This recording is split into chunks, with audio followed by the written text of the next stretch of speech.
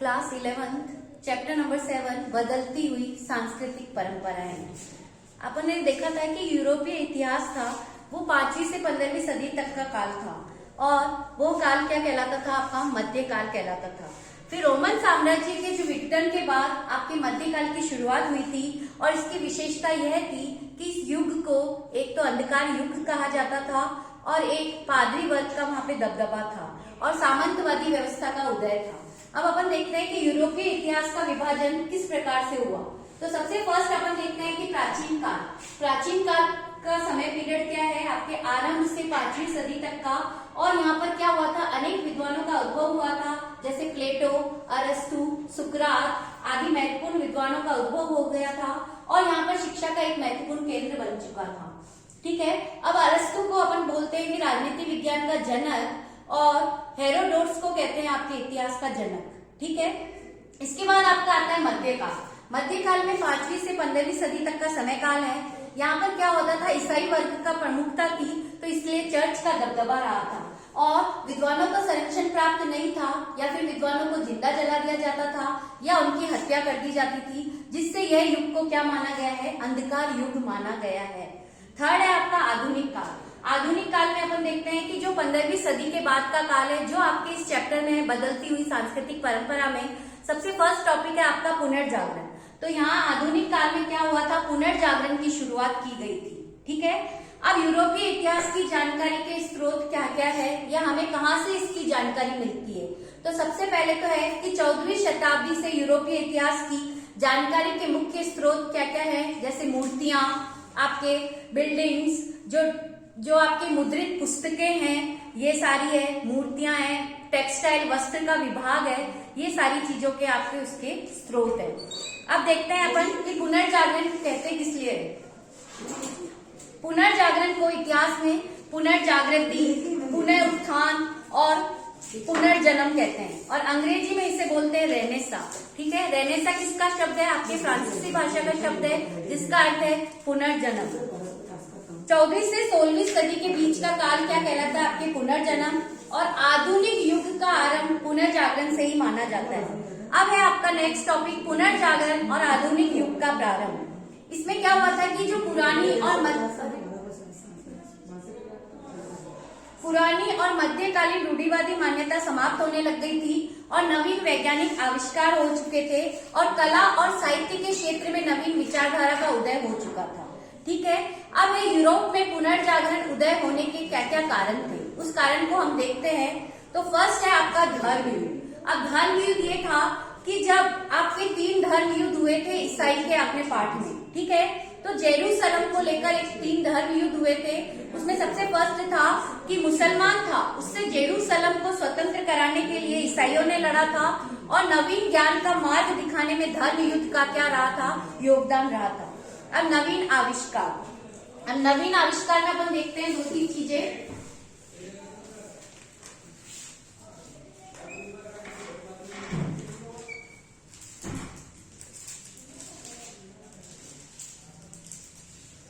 अब कौन कौन से नवीन आविष्कार हुए थे। ठीक है, तो सबसे पहला आविष्कार हुआ था आपका दिशा सूचक यंत्र। दिशा सूचक यंत्र,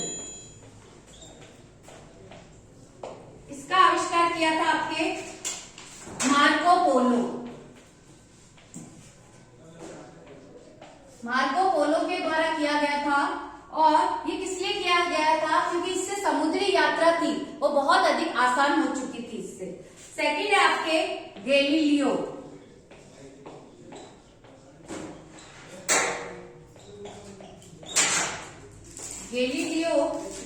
ने किया था आपके माइक्रोस्कोप का आविष्कार किया था। थर्ड है आपके कोपरनिकस।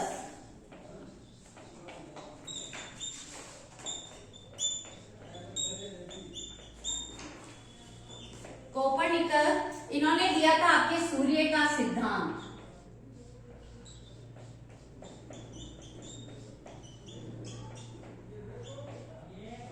इस सिद्धांत के आधार पर यह पता चला कि पृथ्वी स्थिर है और सूर्य क्या करता है, चारों ओर चक्कर लगाता है, लेकिन ये ईसाई वर्ग का था, तो इसका जो खंडन किया था इन्होंने, किसने, कोपरनिकस ने, ठीक है। और इन्होंने बताया कि सूर्य स्थिर है और पृथ्वी क्या होती थी, इसके चारों ओर घूर्णन करती थी, ठीक है।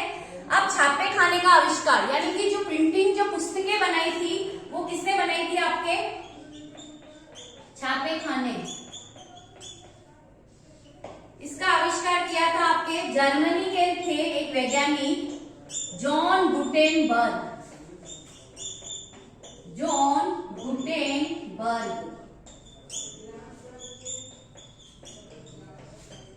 इन्होंने किसमें किया था, आपके 1456 में आविष्कार किया था, किसका, छापे खाने का। जिससे क्या हो रहा था कि जो मुद्रित पुस्तकें बनी हुई थी उससे जो इनकी नॉलेज है या जो अध्ययन है उसमें क्या हो गया था, उसको बढ़ाने का कार्य किया था, ठीक है।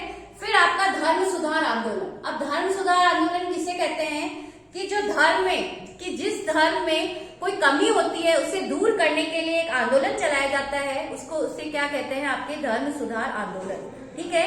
अब इसमें ये बता रखा है कि जब चर्च, क्योंकि ईसाई वर्ग का दबदबा था, तो चर्च के जो नियम थे वो अंतिम नहीं थे, और इन विचारों से क्या हुआ था कि मनुष्य के विचार थे उसमें जागृति आई थी।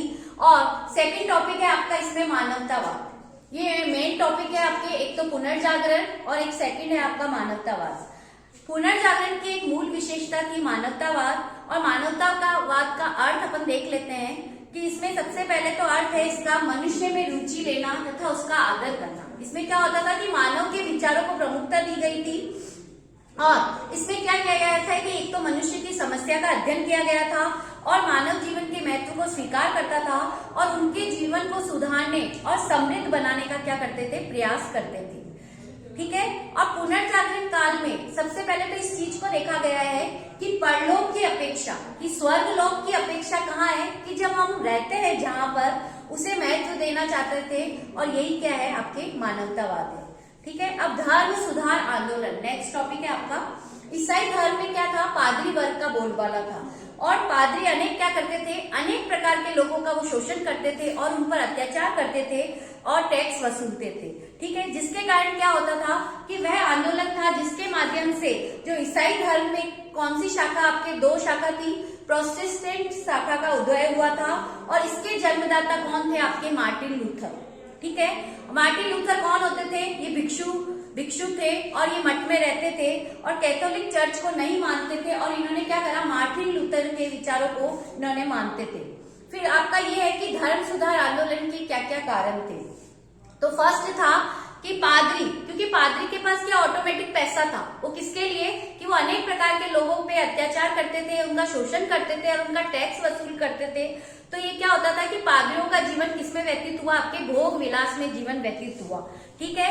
और ऐशो आराम करने लगे तो लोग उनसे क्या करने लगे, घृणा करने लगे, और पादरियों के पदों को बेचना शुरू कर दिया धीरे धीरे, और पैसों के लालच में इन्होंने क्या करा था, अपने जो पद थे उनको बेचना शुरू कर दिया था, ठीक है। और एक तो किया था, एक और कारण था आपका माफीनामा बेचना। कुछ ऐसे दस्तावेज बेचते थे जिन्हें वो क्या करते थे, लोगों को बेवकूफ बनाते थे कि आपने इतने पाप किए हैं, उसका माफीनामा ये है, ठीक है। और फोर्थ है आपका पोप द्वारा अत्यधिक कर वसूली, ठीक है। जिससे किससे कर वसूली करते थे, एक तो किसानों से करते थे, और सेकंड है आपका आम जनता से करते थे, ठीक है। ये आपको क्लियर हो गया। आगे अपन सेकंड वीडियो में लेंगे, ठीक है। और कोई भी डाउट हो तो आप पूछ लीजिएगा।